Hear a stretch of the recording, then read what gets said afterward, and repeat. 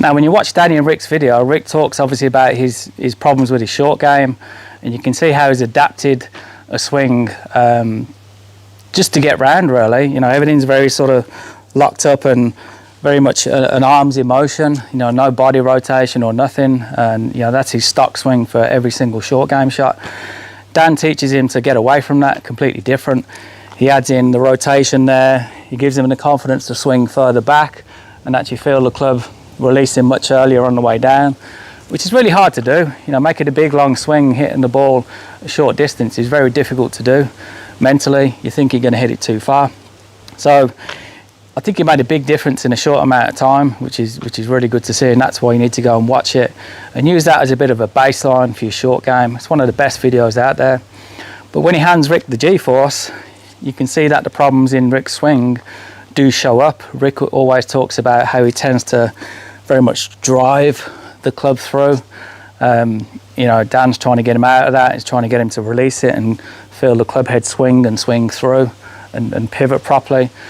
So if you're trying to drive with the GForce with a shaft as flexible as this, if you get into the top of your swing and then really pushing on that golf club, the shaft's just going to backload, face is going to stay open.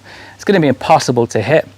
So you've almost got to feel like you're stopping at the top of the backswing, and you're really, you know, slowing down and allowing gravity and the weight of the arms and the club just to change that direction, just to there, just that little bit of change of direction.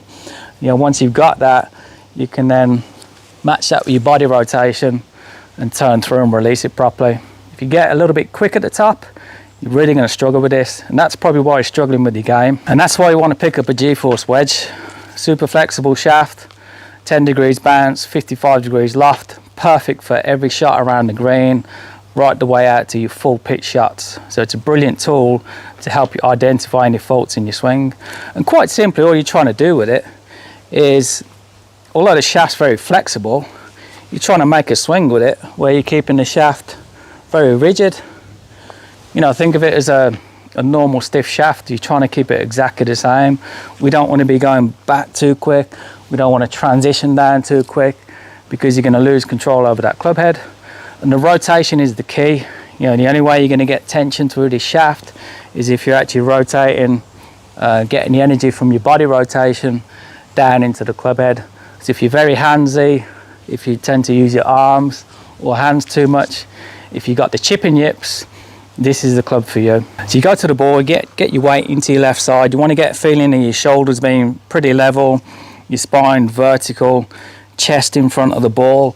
But the important thing is the pivot point, which is really your left shoulder socket right here. So what we're trying to do is get that left shoulder socket and use that as a pivot point where we can just rotate back and through.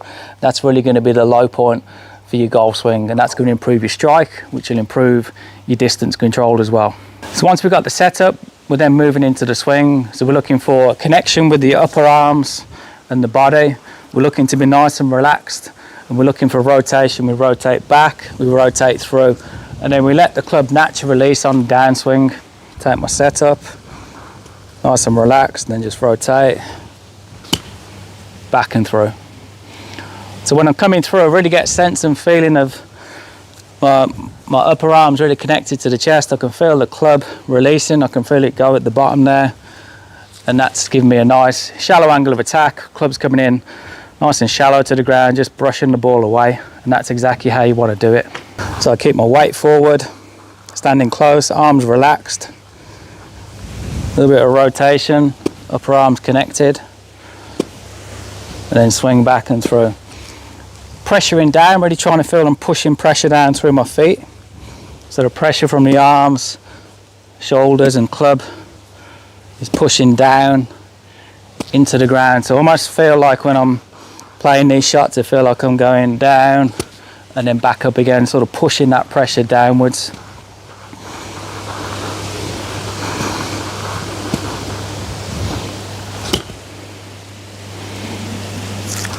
Just letting the natural forces release the club. That's better.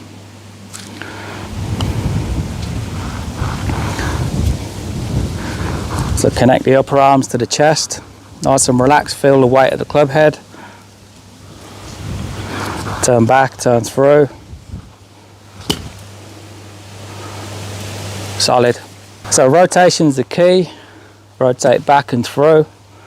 You'll notice the shaft isn't flexing around too much, staying pretty rigid. You know, if you feel it kicking on the way back and in transition you're going back too quick, or you're coming through too quick, you're trying to push on it too soon, you've got to let the thing just swing and then get your rotation going with it as well.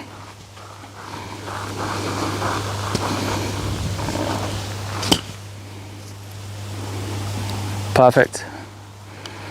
Yeah, I can really feel that club coming in nice and shallow, plain landing, touching down on that runway. There's a lot more room for error if we're coming in nice and shallow to the ground this way, which really comes from allowing that natural release from the top.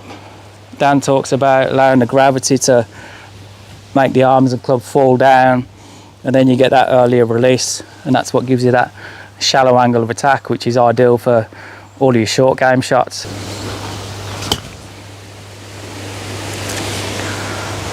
So practicing with the GForce wedge is really going to help you get some feedback from your swing. It's going to help you improve instinctively. You know, you're going to feel whether you're yanking it back or yanking it down. It's going to highlight any rhythm and tempo issues. It's going to highlight any transitional issues.